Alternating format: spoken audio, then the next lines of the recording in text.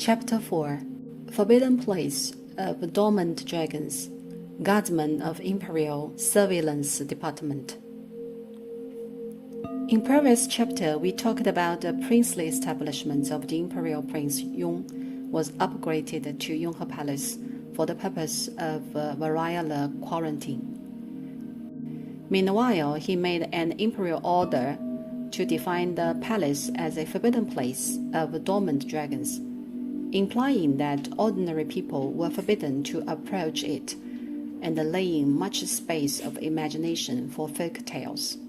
It was said that, enthroned as the fourth prince, Yonghe must have manipulated with levers as quick as the lightning and as awe-striking as the thunder.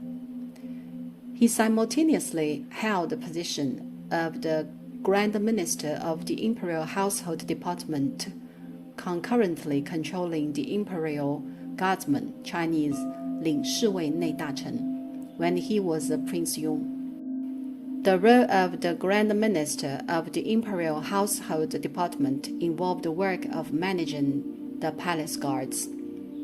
During the management of this department, Yonghe had been establishing an independent surveillance organization that is loyal merely to himself. It is called Imperial Surveillance Department, Chinese 拈杆处, literary department using sticky stick to capture cicadas. Other guards were all called Guard A, Guard B, while the guards in 拈杆处 were called 拈杆 guardsmen, which were substantially the most powerful guards among the imperial guards. While the legendary flying guillotine, Chinese 血滴子, described in folk tales and chivalry novels, Chinese 武侠 fictions, are exactly who they are. 拈杆处 nominally belonged to the Imperial Household Department, which meant that its office unit should be set in the Forbidden City. However, the headquarters of 拈杆处 was indeed set in the Yonghe Palace. It was thus granted as the forbidden place of dormant dragons to avoid being noticed, which was an interpretation in legends. As long as it was designated as the forbidden place of dormant dragons, strict gate control system was feasibly carried to prevent any strangers. In addition, as legend goes, this gang of guards never used the front gate, which reflected its nature of a secret army, didn't it? They were invisible and acted in great secrecy without any trace. Then, where did they come in and out? There is a far deepest pavilion in the Yonghe Palace, which is the Wanfu Pavilion, number 24 on layout. To its west stands the Yamataka Building, number 27 on layout. Down below, which lies an underground tunnel leading to the west part of the former Yonghe Palace. This west part was the Guandi Temple at that time, which is today's Yonghe Gong Street. So they came in and out through the tunnel and then came out of the Guandi Temple. One reason to support this saying is that yellow glazed tiles should be applied to the palace when it was transformed from the priestly establishments of the Imperial Prince Yonghe to the Yonghe Palace. But it kept its turquoise tiles upon the transformation. Namely, the tiles were not changed. The tiles were ultimately changed to yellow after the death of the Yongzheng Emperor.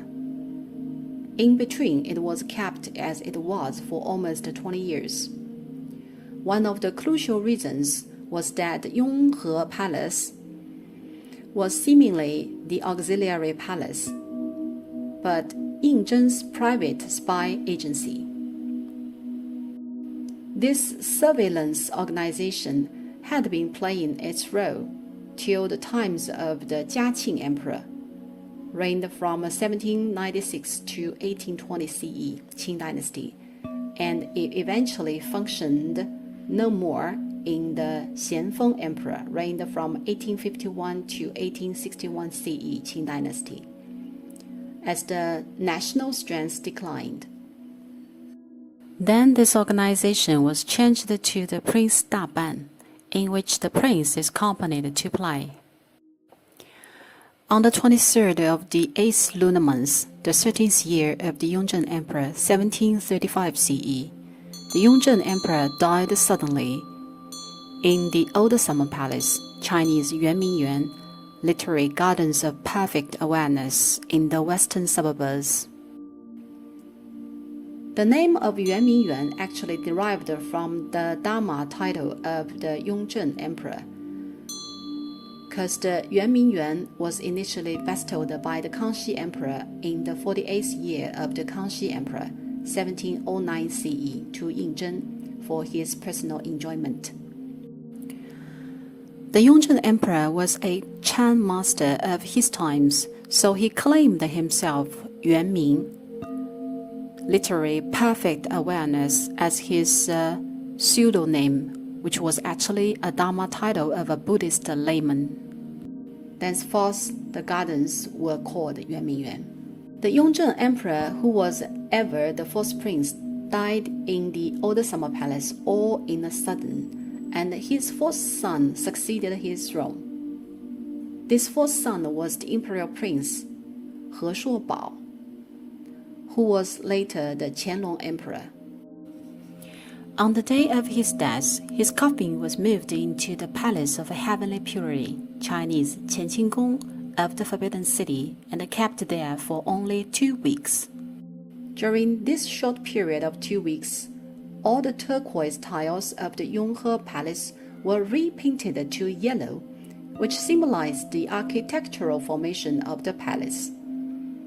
Then the Yonghe Emperor's coffin was moved to the third hall, rear chamber at that time, which is today's Yonghe Hall, number 18 on layout. However, this procedure of coffin moving was against the regulation of the Qing Dynasty. The emperor's coffin should be kept in the Palace of Heavenly Purity for half a month. And where should it be moved thenceforth? It should be moved to Hall of Imperial Longevity, Chinese Shou Huangdian, which was located in the east of the back of a mountain Jingshan. In early Qing Dynasty, all the coffins of the emperors and empresses were kept in the Hall of Imperial Longevity. However, the coffin of the Yonghe Emperor was directly moved to the Yonghe Palace. This change may be related to his sudden death in the Old Summer Palace. This is one of the 4 historical mysteries of early Qing Dynasty, which has been of no clear conclusion.